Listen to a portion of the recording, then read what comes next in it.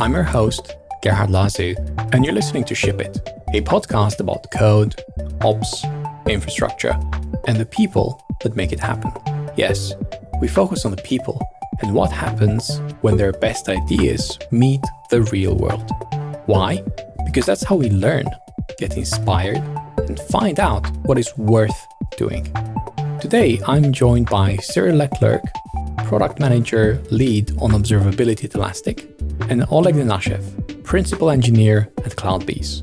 It all started with Oleg's tweet back in July, in which he was promoting Akihiro Kiuchi's work on Jenkins monitoring with OpenTelemetry.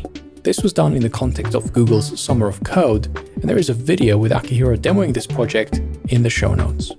As you may remember from episode 20, instrumenting our changelog.com pipeline is on my mind, and this conversation helped me clarify how I'm going to approach it. I have learned a lot from Oleg and Cyrille, and if you're thinking of doing something similar, this episode is for you. Big thanks to our partners Fastly, LaunchDarkly, and Linode. Thank you for the great bandwidth, Fastly. You can learn more at fastly.com. Ship new features with confidence by getting your feature flags powered by launchdarkly.com. And thank you, Linode, for keeping our Kubernetes fast and simple. You too can run our infrastructure as we do via linode.com/changelog.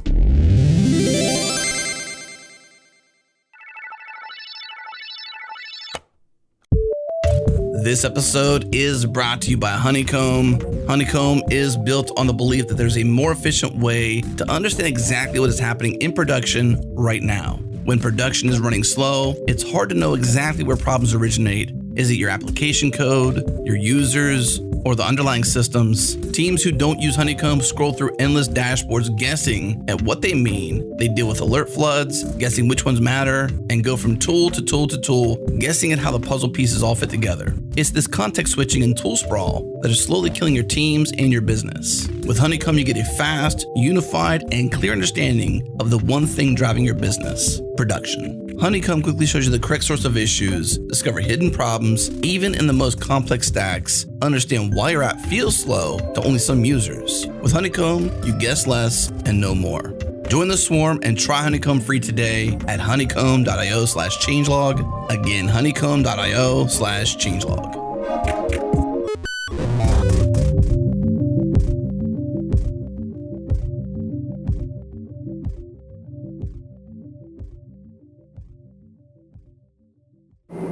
We are going to ship in 3, 2, 1.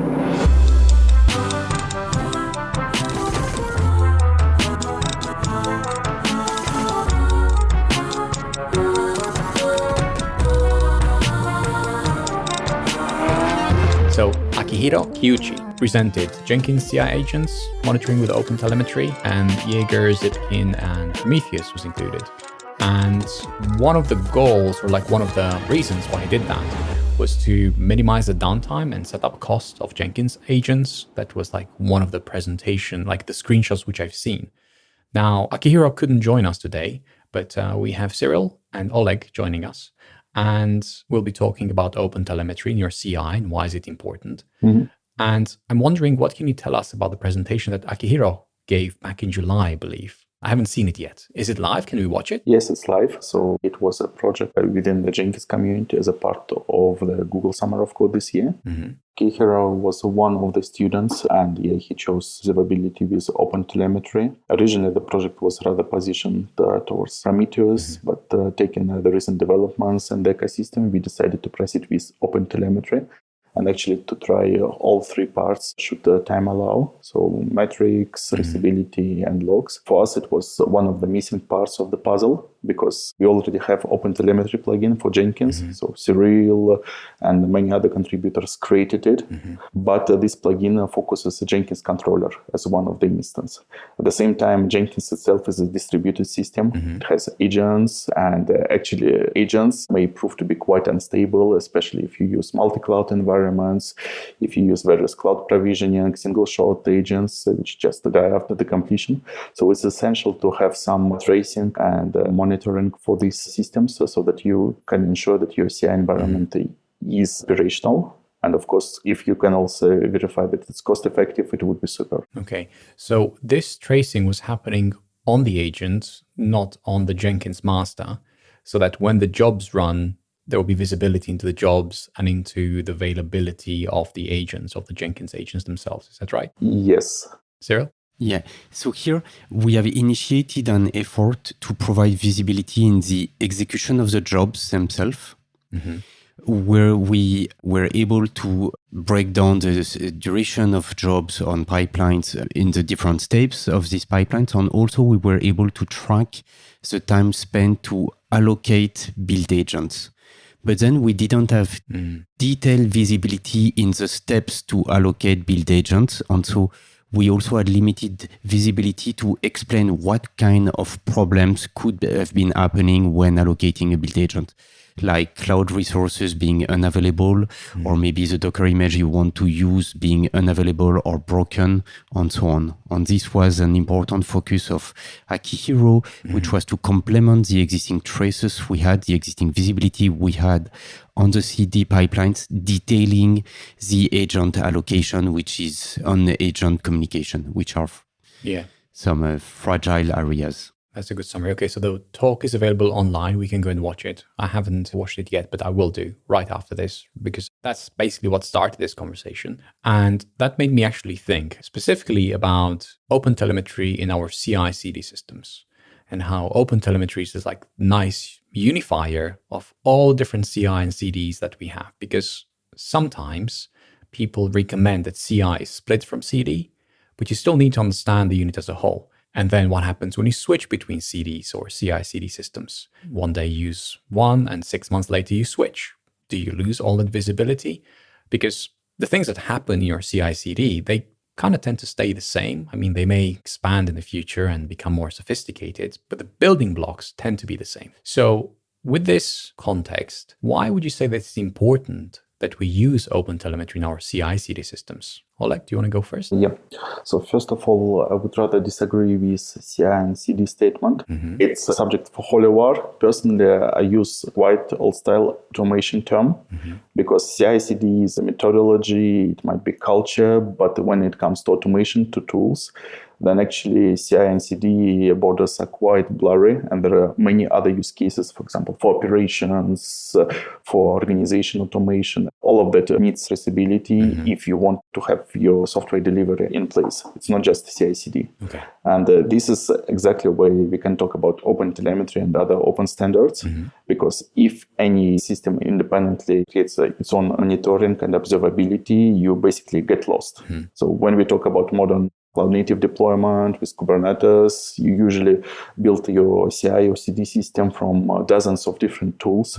Each of them may have different applications, they may have different interfaces, and then basically you end up with just trying to understand what happens.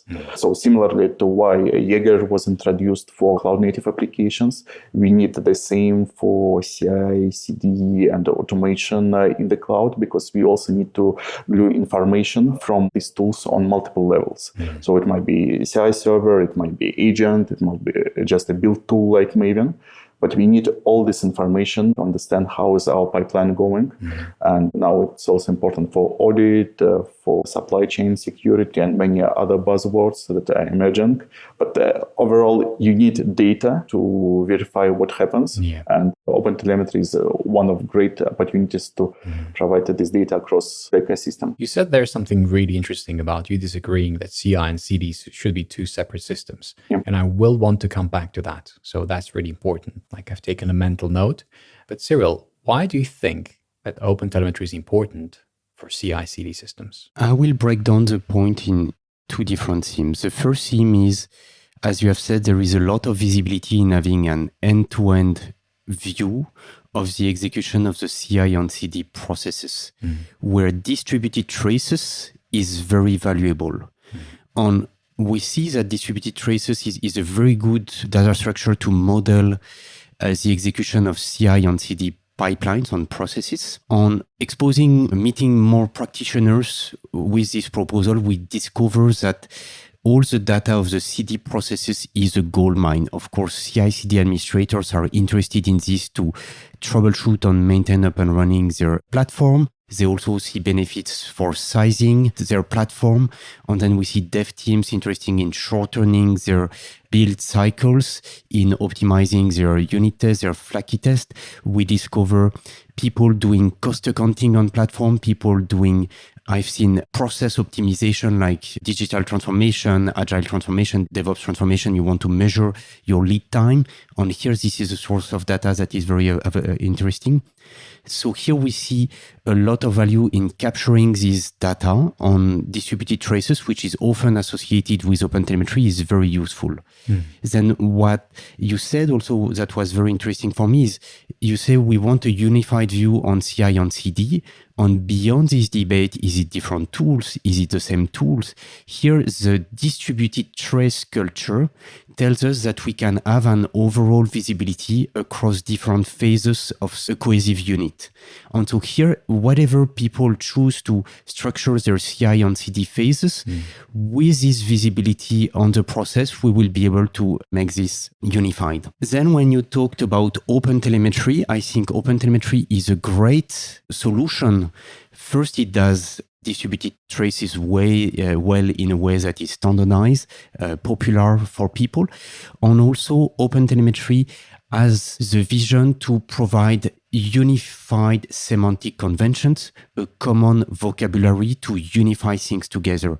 And you said, I can have different CI and CD systems. And I remember this week I was talking with some CI platform administrators who told us, we don't use only Jenkins in our organization. Some other people, they use Buildkite, they use maybe other tools. And we want to have an holistic vision on across all these, where the CI platform is an implementation details, which reminds me your Dagger conversation previously. These people, they are very interested in having an abstraction to look at the CD process rather than the details of each CI tool. On this culture of the OpenTelemetry community of creating semantic conventions that spans across different tools, techniques, implementations, I think is a very good match with the problems we want to solve. So I saw these two dimensions, collecting data, and also this culture of abstracting to provide a unified vision on top of different implementation details in some ways.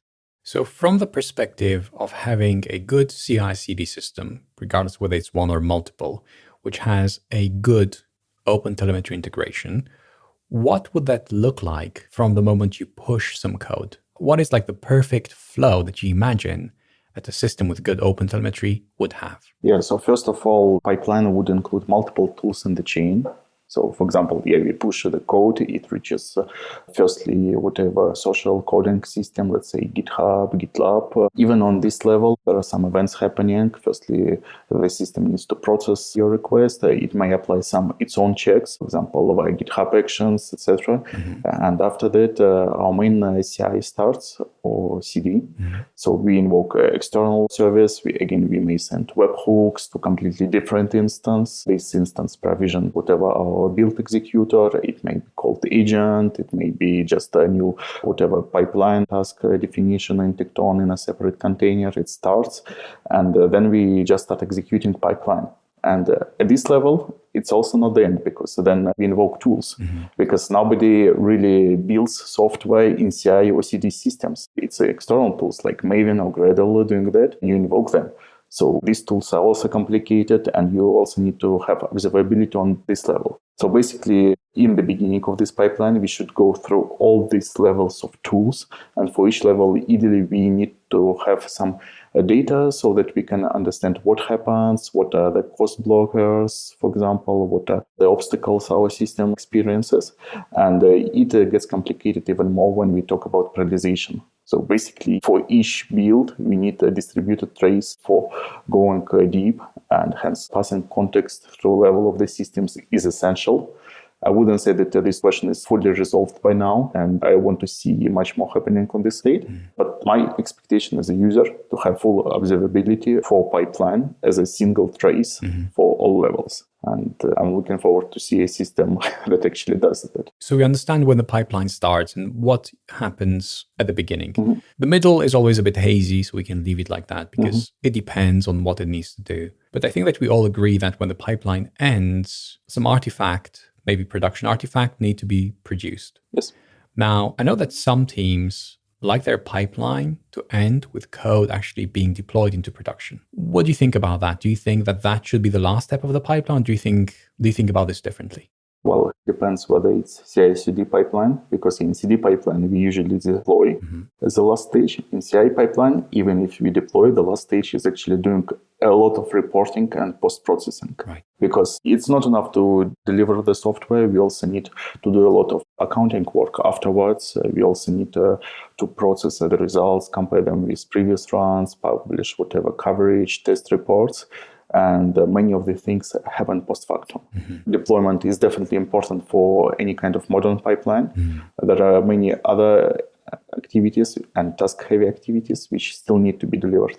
And all of that involves many of external tools, because you can deploy to other tools. For reporting, you may use external tool, SaaS like TestRail. It can be on-premise, but still, when something goes wrong, you will need to access this data and you'll need to understand where it went. What do you think, Cyrille? I would like to come back to your question on what is the right way to instrument a pipeline. What we have discovered instrumenting Jenkins on Maven, on Ansible, is that instrumenting well your pipeline is a journey for the instrumentation people. We have to understand what are the right spans to capture in your pipeline execution to capture the right step. For example, on Jenkins, we had to iterate to capture the right spans to measure the time it was taken to allocate the build agent. Our initial instrumentation did not capture it well, so it was hard for CI/CD administrators to really narrow down their investigation to this specific phase on understanding and evolving across time. Another thing that was important for us was to iterate on the right attributes we extract from the pipeline execution that we attach to the spans so that you can get the right meaning of the data for your use case. And we've seen that there is a troubleshooting use case, troubleshooting of your pipeline execution. So here, maybe you need to capture well the GitHub access, GitHub URL, your Jira URL. Sometimes you need to capture some organizational information. If you want to be able to use this pipeline execution data to do some cost accounting, then you need to attribute your pipeline execution to a team. So maybe it's to understand what has caused your pipeline. We are improving this on Jenkins at the moment, how to understand what caused the execution of a pipeline to be able to attribute it to the right team. Same will be for using the pipeline execution data to understand the velocity of teams on the software delivery process. In different CI platforms, on your pipelines, you have some concepts that are commonly used to define your business logic. In Jenkins, people commonly use what they call stages, which is grouping of things. It's maybe the CI build phase, it's the QA validation phase, it's the security validation phase. And so here we need to capture the right attributes on this construct of the pipelines that are used for organizational grouping to be sure that the data will be useful downstream for the consumers, the use case that will come one day.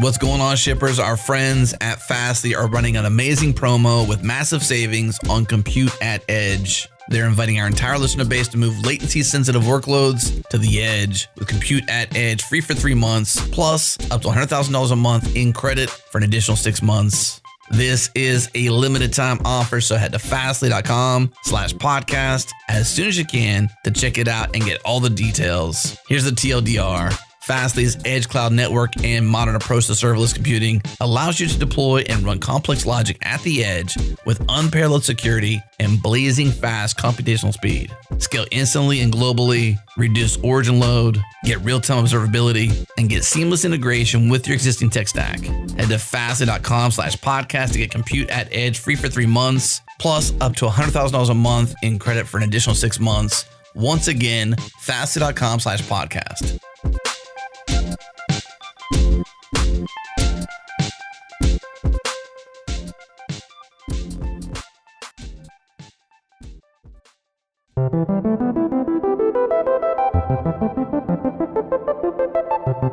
You mentioned, Cyrille, about calculating or like the spans being worked out incorrectly when it comes to job allocation in agents. And that was an interesting problem that I know that CI/CD administrators have. There are many other problems. So I'm wondering, how does OpenTelemetry help the CI/CD administrators, which I think is a very important role? It's not necessarily a person that does that. It's maybe a role that many people share. So how does this help them? So here was that continuous integration and continuous delivery pipelines gets more and more complicated with more complex orchestration, not only getting source code and compiling it to create an artifact, but now also creating a Docker image, going through security scanners, triggering deployment in preview environments for integration test or for human to test. And this gets always more and more complicated, involving more distributed systems everywhere. So this was more and more complex to maintain up and running, with some scalability problems that are very difficult because at some time of the day you have many teams needing to build and then you want to reduce your infrastructure for cost optimization. These people, they had a problem that was increasing, and at the same time, they had limited solution for this to help maintain, troubleshoot these problems. Usually, they are the last people to be noticed of a problem in an organization. It's a dev team who is under pressure, who has his pipeline broken, and they get very hungry. They shout at people, and it creates a lot of friction. And so we felt these CI/CD administrators deserve assistance. Something interesting that we observed as well is that observability says, I need to be able to slice and dice my data in any dimension. We saw when there is a CI/CD platform problem, you have to very quickly understand if this is a problem that is impacting just one team, one pipeline, maybe because Docker image used to build is broken, or if it's a problem that is impacting a large part of your organizations, maybe dozens of dev teams being blocked, like your Docker registry is broken, is unavailable, or you have a GitHub outage. So we wanted to provide tools to help CI/CD administrators to be notified early of problems and being able to zoom in, zoom out to understand if problems is impacting just one or everybody. Here it was a very good match with the problems that observability is solving at the moment with microservices architectures, on all the investment that have been done on microservices architecture observability, automated anomaly detection through leveraging statistics, machine learning, high cardinalities, a metric store.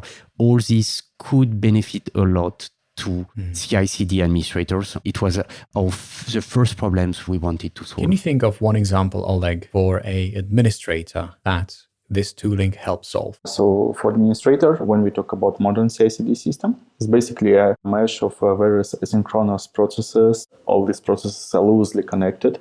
So even if we have one, let's say, mainstream pipeline which delivers here, actually, if you start looking under the hood, you may notice that many events, even in this supposedly one pipeline, actually depend on other factors. So for example, there might be a provisioning of agents if we talk about the original work for monitoring. And this agent provisioning doesn't have to be synchronous. Agents may be shared between different pipelines, and hence various outages and issues also will be impacting multiple pipelines. So being able to trace this event would help me as administrator to understand, okay, this agent is broken. For example, it has the wrong version of Java due to whatever reason. And then I can go back, understand which pipelines were affected and restore them if needed, and adjust my systems, reschedule them so that my delivery continues and my development teams do not lose time. Just one example. There are many like that. That's a good one. One thing that really got me in the past was caching in CI/CD systems. So when you have some dependencies which have been cached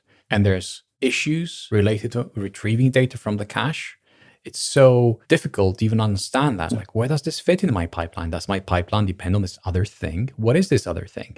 And does it just affect my pipeline? Did I mess up something in the caching? Maybe I'm running the wrong digest, or maybe, something just doesn't interact with the caching system properly. That was so frustrating. And you're right, there's like all these changes that happen in pipelines, and we don't know why they're broken. We just know it doesn't work. Well, that doesn't tell me much. Yeah. And good luck debugging systems that you don't even know exist. That's an interesting proposition. Right. But you have to introduce these systems because caching is one of the most effective ways to reduce costs of your pipeline. Yes. Even if you talk about things like single shot agents, clean builds, etc., when it comes to real massive production pipelines, we tend to actually simplify the things to apply caching so that get better throughput because it's more important. Something that I identified also working on this visibility of CI/CD pipeline is that we often talk about the divergence between dev and ops, dev wanting changing things all the time to deliver new features, new business value, and ops wanting stability. We see that on the CI/CD platform, we have the same challenge with CI administrators wanting a stable platform to keep it up and running because it's mission critical for the company. On dev teams wanting to onboard new projects with new need, new fancy requirements. And we wanted to find assistance so that people could embrace changes with confidence. And we felt that observability would be key to create this confidence to embrace changes on the CD pipelines. That's a great point, and it made me think of flaky tests. When everything is fine in the CI/CD system, it still fails, and you run it again and then it passes. So I think flaky tests when it comes to the code and developers tend to be very problematic, especially for legacy code bases. Especially for distributed systems. When you have tests and you're testing distributed systems, you have race conditions, left, right, and center. So how does OpenTelemetry help with flaky tests? So this is in our radar to also add observability to unit test execution. There is already a solution for Go test. It's written by Jana Dogan, who works at AWS, where she has instrumented with OpenTelemetry Go test.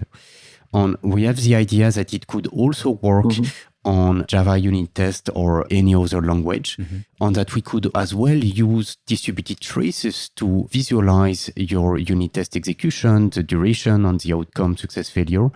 And where I think OpenTelemetry is very powerful is that every large organization has its flaky test detector implemented in some ways. People tend to reinvent the wheel. And with OpenTelemetry, with the open nature of its format, then we have an opportunity to create a backbone of unit test results going through OpenTelemetry channels, which typically can be a Kafka streams. Then you will have DevOps team. I think flaky test first not be something that an observability vendor will implement. But maybe it will be DevOps team somewhere in an organization who will just connect to these Kafka streams of OpenTelemetry traces, create its own tool to process its flaky test report, and share this with the community. With this open source community nature, I imagine that an open source solution will grow in the community, leverage the fact that OpenTelemetry is a very flexible architecture, popular technology with OpenTelemetry itself on streaming like Kafka, Kinesis, or Google PubSub. And so I see a lot of traction, and I expect the solution to come soon in the community. So I'm sold. I definitely want OpenTelemetry my CI/CD system. How do I get it, Oleg?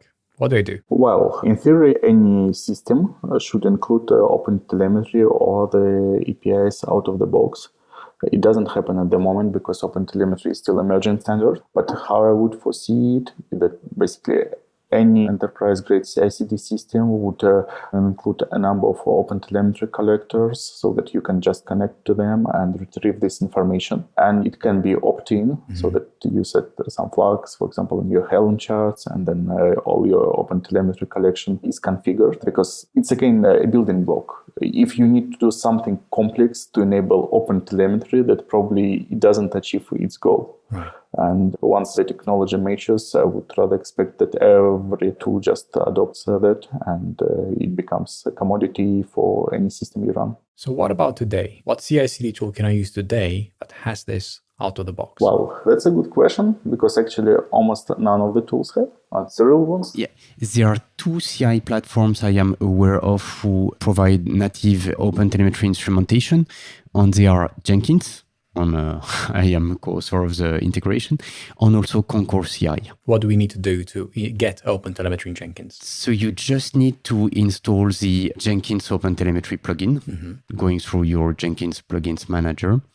And then once Jenkins is instrumented with OpenTelemetry, you have to connect your Jenkins to an OpenTelemetry endpoint backend, which can be maybe Elastic. I work for Elastic. Or maybe you can use Jaeger. If you want to use Jaeger, it's very popular open source distributed tracing visualization that has been created at Uber. You will need to install a small component called OpenTelemetry Collector in between your CI platform on Jaeger, because Jaeger don't speak natively OpenTelemetry for the moment. And then you are good to go.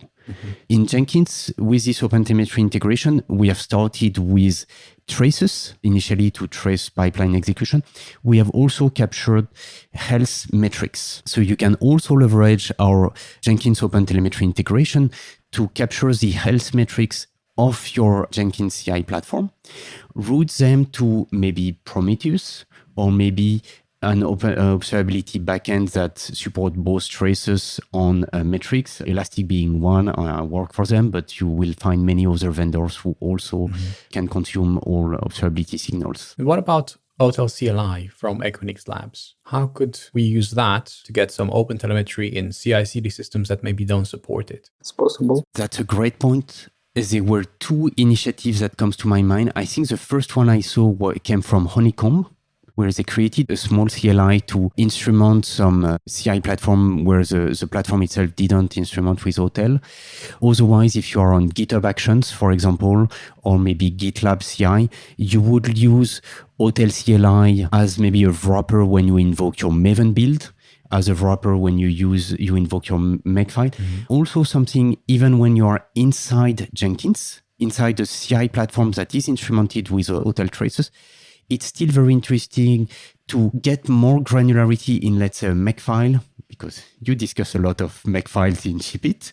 If you want granularity on what's happening in your Makefile, you can, in your Makefile, wrap some calls using the OpenCLI tool so that you get finer granularity in your pipeline execution. I'm probably a bit lazy because I just replace a shell on my agents. So I modify shell on their Docker images, and the Hotel CLI is enabled by default to their default scripts. Okay, interesting. Hackish, but it works. Do you have an example of how to do that? That's very interesting. I would like to check it out, the code. I don't have a code with me, but yeah, basically you can just take OpenTelemetry, you create a shell wrapper, which just sends all the command invoked in this shell to OpenTelemetry. And that's it. Okay. It's wrapper which retains all the environment and which is pretty transparent to your system as long as you use build scripts.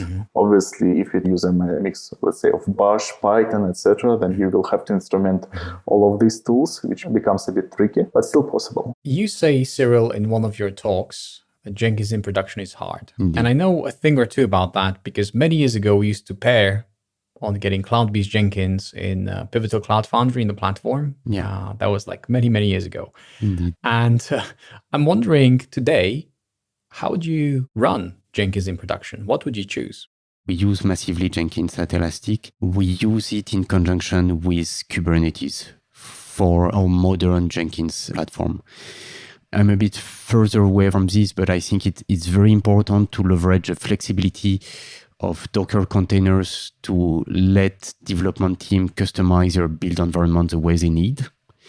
The way to offer the capability for dev teams to customize their build environment with Docker, combined with the orchestration needed by a CI platform and the scalability needed by a CI platform, let me believe that you should leverage Kubernetes for this. Would you agree, Oleg? Yes and no, because you better deploy your CI system, which would be similar to your target environment, especially if you want to do integration tests, and based on that, a lot of depends. So if you deploy cloud-native applications, then most likely you will have to run Jenkins and Kubernetes, but it's not necessarily a case. What I would like to say that if you talk about modern Jenkins management, so everyone heard about Jenkins plugin hell and other things, and it's totally a case.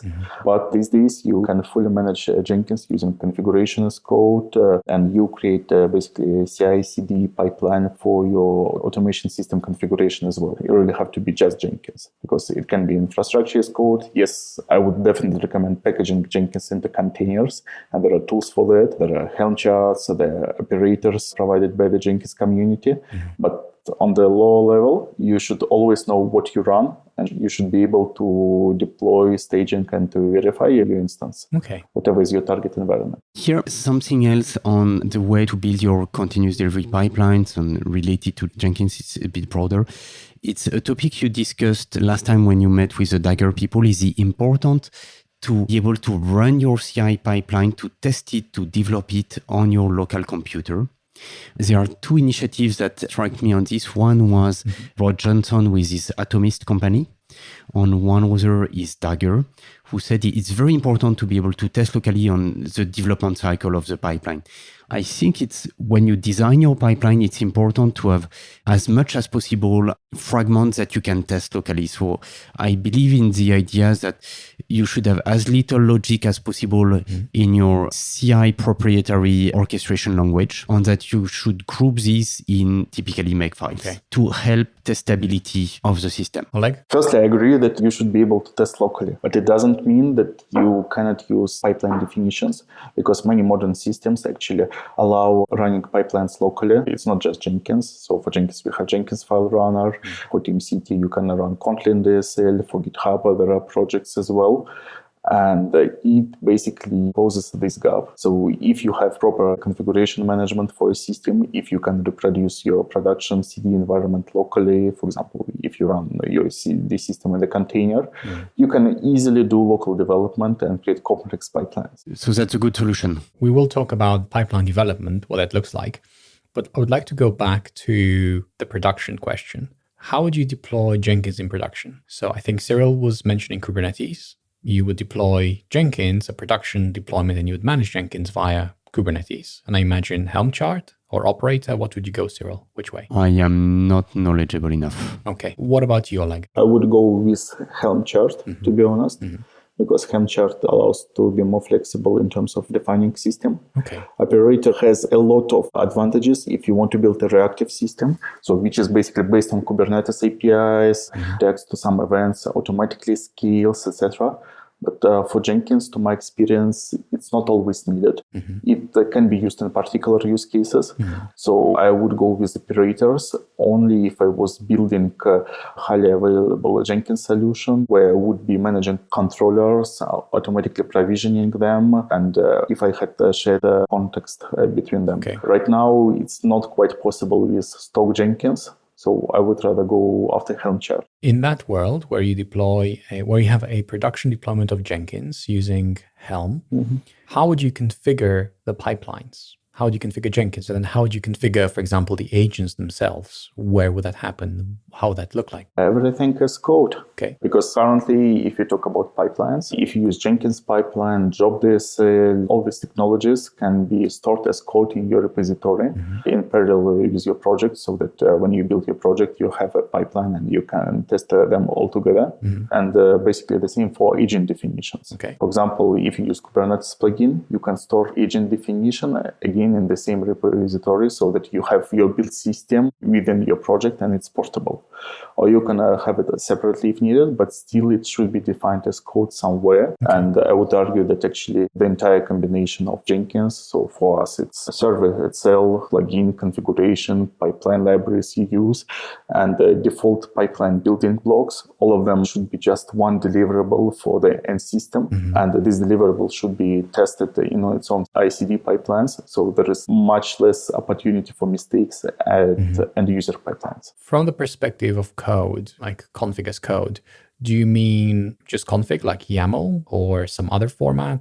What does that code look like? Yes. So if you talk specifically about Jenkins pipeline, historically it uses Groovy DSL. So it's Groovy-like language due to some security and context requirements for failover. But yeah, it looks like Groovy and there are multiple ways to define it.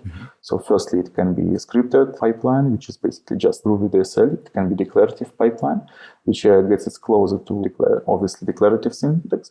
But you can also deploy them as YAMLs these days. Okay. So it's your choice how you actually implement them. And Jenkins as a tool supports both modes. And would you configure Jenkins using the Kubernetes API, or would you target the Jenkins master node directly? How would that work? In my case, I would rather use Jenkins for engine management, because if you put it on Kubernetes, then it will be still a question how you actually retrieve these configurations into Jenkins. And ultimately, it doesn't matter because it's still a system in the same repository. It doesn't matter how exactly it's deployed. Yeah. Keeping it inside Jenkins just gives you more flexibility, because if needed, you can change on the flight without redeploying significant parts of your system.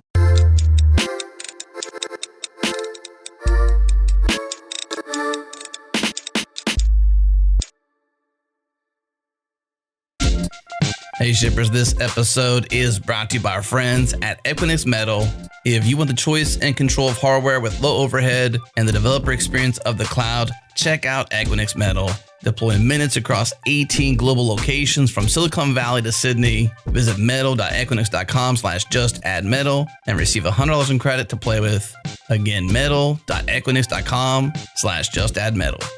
And by our friends at Fire Hydrant. Fire Hydrant is the reliability platform for teams of all sizes. With Fire Hydrant, teams achieve reliability at scale by enabling speed and consistency from a service deployment to an unexpected outage.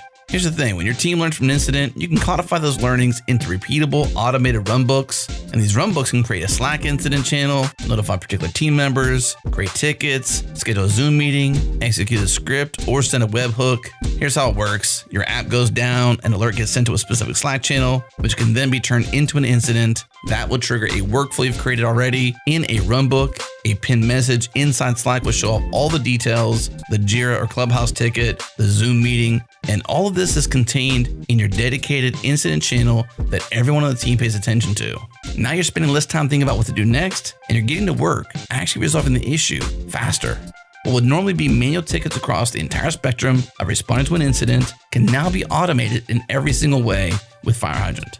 And here's the best part. You can try it free for 14 days. You get access to every single feature, no credit card required at all. That way you can prove to yourself and your team that this works for you. Get started at firehydrant.io. Again, firehydrant.io.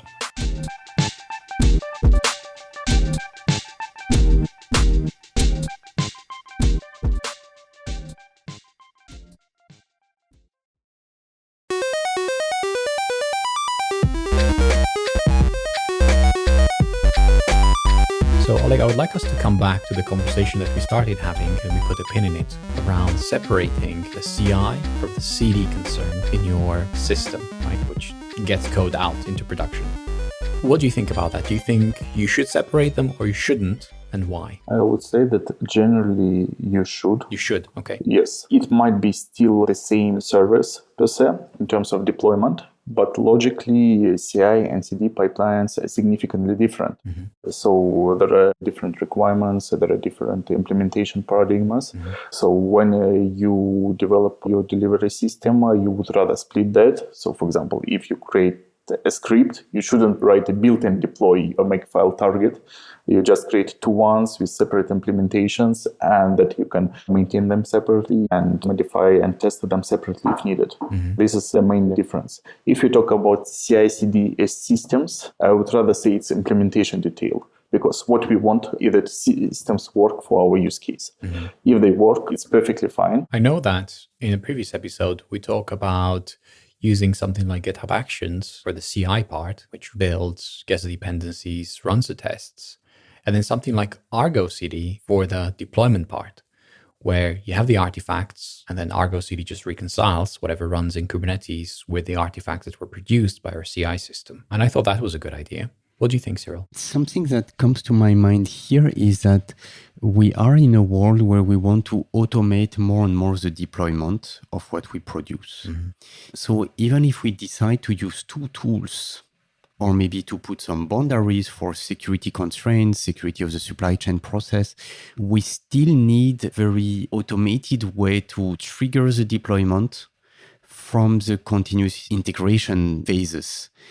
And in this sense, I am wondering if it's more delineation of tools for some reasons, like best tool for the job or security, but your two processes remains completely connected together, maybe with a kind of GitOps approach where a Git YAML manifest sits in between the two processes, but the processes would remain intricated and connected together. Well, I can tell you what we changed about the whole changelog setup a couple of years back, where we decoupled. We used Concourse, by the way, to run the build, run the tests, and even deploy. That's what we used in the past. And we used Ansible in Concourse. That's what the setup was. And then I think 2019, if I remember correctly, we went to managed CI. So we started using Circle CI for the build, deps, build, and test. And it stops currently today, depending on the branch. So the master branch is the one that produces a container image, which gets pushed to Docker Hub. And that's where the CI part stops. As for the CD part, we use something called Keel SH, and we're meant to replace it, but that's what we even today, we make use of Keel SH to watch the image. And when there are changes to the image, it will pull down the latest version automatically. There's nothing to be done. And it's because you always want to run the latest version. So in that world, we can have multiple copies of production, whatever that means. And all we have to do is tell it, this is the artifact or artifacts that we want you to run. Whenever there's an update, run the latest. So we decouple the deployment concerns from the integration concerns, and we can change CI. We can produce those build artifacts whichever way we want, even locally if we really want to. Not a good idea, but it could be done. And it works. I'm not saying it's the best way, but it's what works for us. Yes, a good approach, because CD system will be eventually more complex than CI, even in this case, because it's nice to say that we just download artifact, but when it comes, let's say, to failover is a must for CD, then of course various kinds of scalability concerns. Then you get a huge CD system. Having proper tools for that is definitely nice. This is a question for you, Oleg. What does your process of developing a CI/CD pipeline look like? So in my case, I develop pipelines locally. I mostly use Jenkins, surprise, surprise. I also use GitHub Actions quite a lot. In both cases, I run pipelines locally, verify them. And in both cases, I try to minimize the amount of code and business logic that goes to my user definitions, whether it's YAML or whether it's Jenkins file, because I want to have a library of common steps. For example, if I deploy my application, like publish to Docker Hub, it's just common step. Or if I build a Maven project, it's still a common step. So what it happens usually that there is a pipeline library that implements these steps. For these pipeline libraries, especially in Jenkins, you can create a test framework, you can verify them. And finally, I end up with my pipelines itself, just having several lines of code, which is basically configuration, not the pipeline definition itself. And all the pipeline exists separately as a separate deliverable, which is verified, which is tested against various configurations, and which can be reused quickly should I decide how to implement a different pipeline. For example, should I decide to change how I deploy the system or even how I build the system. And do you have an example that you can share with us for us to see what it looks like, the end result of that process? So one of examples you can take a look at the Jenkins infra/pipeline library. So this is Jenkins pipeline library we use for building Jenkins components. We have something like 1,800 plugins available in our update centers. And basically we have two standard flows right now, Maven and Gradle. So for these flows, we offer pipeline library. It is very complex inside. So for example, there is common state build plugin. It has something like 300 lines in the pipeline library. But for end users, like our Jenkins plugin developers and maintainers, they just get this build plugin step where they pass several options, like whether they want to build on Linux, Windows, which Jenkins core versions they want to test against, and that's it. So it's basically 1 or 2 lines. You can take a look. I will share the link later. It's all open source, and all CI is also accessible. Take a look. I will. Yeah, thank you for that. And there is a test automation for both unit tests and integration tests there. Thank you. I'll definitely check that out. And I'll also include it in the show notes. Cyrille? Listening to you, it reminds me something that I saw when I was working on continuous delivery, continuous integration, when I was product manager at CloudBees 2 years ago, is the importance of standardization of the processes. We should manage the CI process, CI pipeline, CI/CD pipelines of applications of microservices as a kettle, not as pets. I see the same question on observability, where the observability of your different applications and microservices in your organization should also be managed as a kettle rather than as pets. And I think this is a very important thing for your operations to remain sustainable. Speaking about important things, Dan Lawrence was saying this. Your build system should be at least as secure as your production environment. What do you think about that, Cyrille? What I think about this, so we have seen it last year with supply chain attacks that have been visible. It's also something for which we are thinking about on the OpenTelemetry instrumentation of the continuous delivery pipeline, where we see the importance of capturing audit trails of the CD processes, including the logs, as something critical. And we think that using OpenTelemetry, it will be easier than ever to route all your audit trail of your release processes, build process of what you ship in production, to route them directly in this very secure, long-term, cost-effective storage, being your logs management system. It could be maybe an S3 bucket, or maybe, let's say, your Splunk, Elastic, or you name it, a long-term storage. So this is what comes to my mind. And then there are some other requirements for the CI/CD companies, but I am less involved in this at the moment. How do you think about supply chain security within CI/CD space, Oleg? I definitely support this topic. It's very important. And when SolarWinds was announced 1 year ago, we actually had a Jenkins governance board meeting and then discussion at the contributor summit. And we decided to prioritize supply chain security as one of major topics for this year for Jenkins community. And if you have seen, there is a lot of activities on this front. For example, dependency updates. We'll invest quite a lot in tooling, in dependency scanning, in bills of materials. So currently we can produce SBOMs for components if needed. And indeed, this is important. And it's important for us because we are a second level supplier. We depend on so many libraries. We need to verify them, but we also need to provide good level of trust so that users of Jenkins and of our systems can safely deliver their software. Something that comes to my mind here that I touched when I was working on CI, and that I see also now that I work on observability, is the importance of capturing the right information in the bill of material. And I think it's also an incremental journey. First, you do your Docker, you build on your Docker environment, but if you don't capture exactly the hash sum of the Docker image that was used to run your build, it's too late. You will not be able to re-understand it 12 months later. And so I think there is an incremental journey. It's a continuous exercise to verify that the data you capture in your build are good enough to understand what actually happened. You mentioned the usage of cache system. Do I capture all the details to understand what artifact was retrieved from my caching system? Have I been poisoned? And this is a never-ending exercise in some ways to always capture the right metadata on your build. Is Captain Obvious involved in any of this, Oleg? Yes and no, because I'm currently building a prototype which integrates Jenkins, OpenTelemetry, and Captain. But for me, the main objective is to actually expose more information about quality gates. So when we deliver software, we can verify that all items are basically delivered with all matching criteria. So currently, Captain is mostly built around cloud events, which is probably a topic for separate discussion. Captain exposes OpenTelemetry metrics on its own, so you can understand what happens inside Captain when you analyze, for example, quality gates, etc.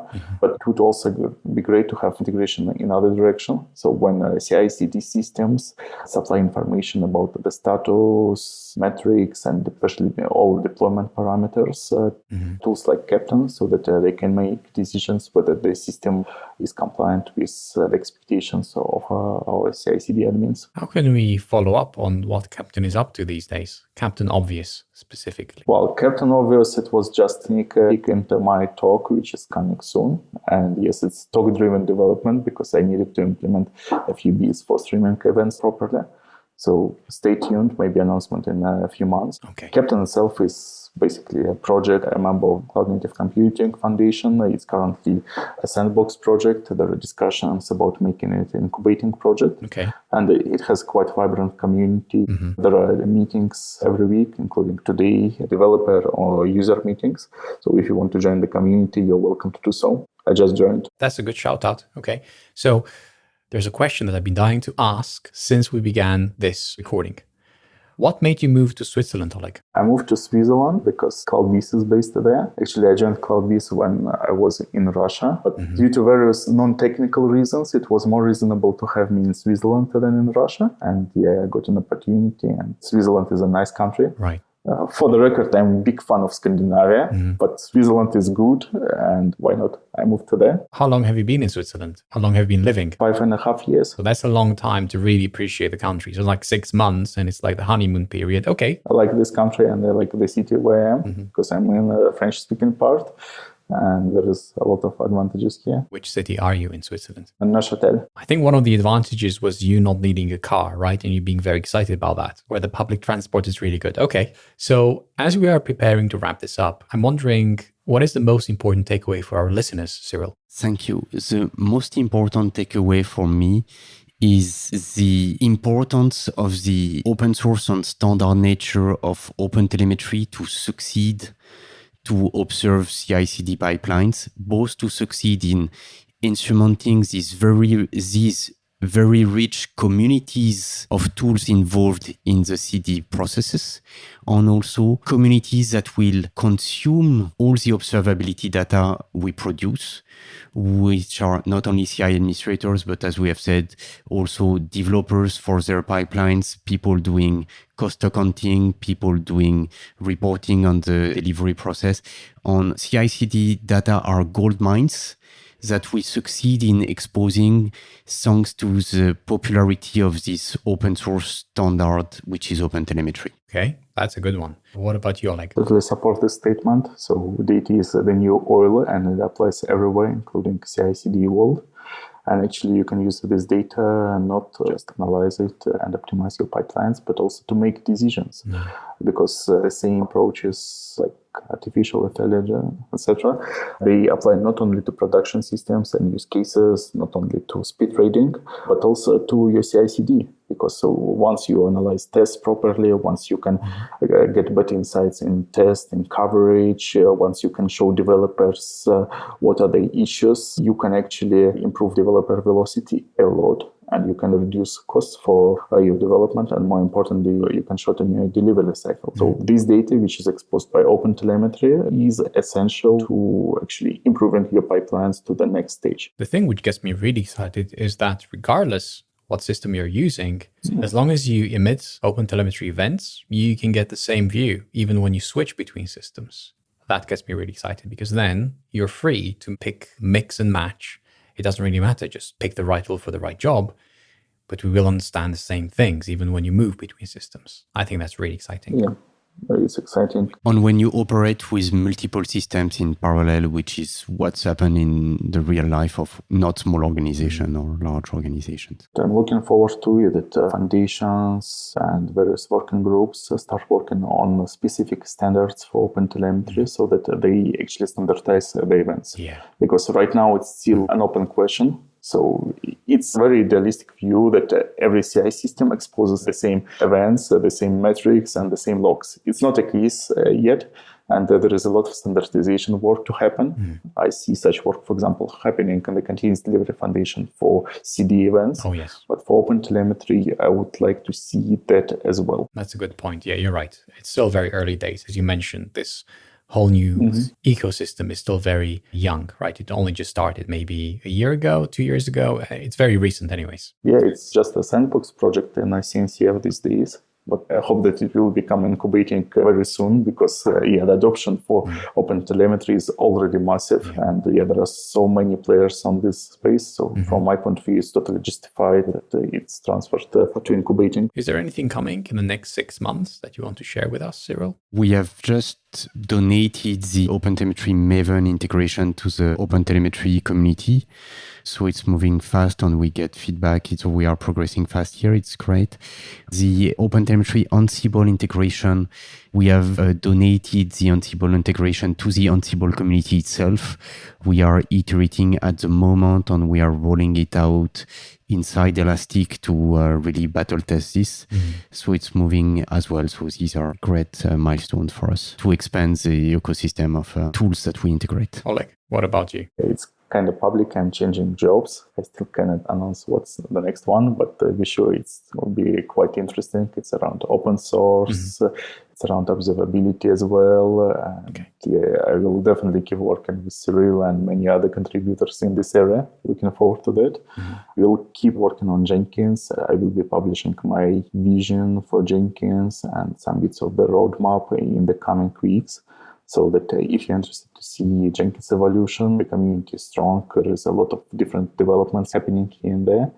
Yeah, I'm looking forward to see what we ship to the users in just a few months, maybe years. Well, this has been a great discussion. Thank you very much. There's so many things that I need to go and check up on now, all very exciting things. And I look forward to what happens in 6 months in this space because it's really, really interesting. It just ties so many things together. I'm very excited. Thank you very much for today. Thank you very much. Thank you. Thank you for tuning into another episode of Ship It. I enjoyed making it for you.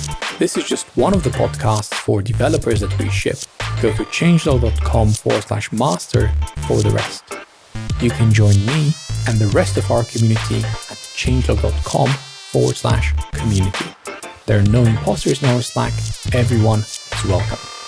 Huge thanks to our partners, Fastly, LaunchDarkly, and Linode. Thank you Breakmaster Cylinder for all our awesome beats. That's it for this week. See you next week.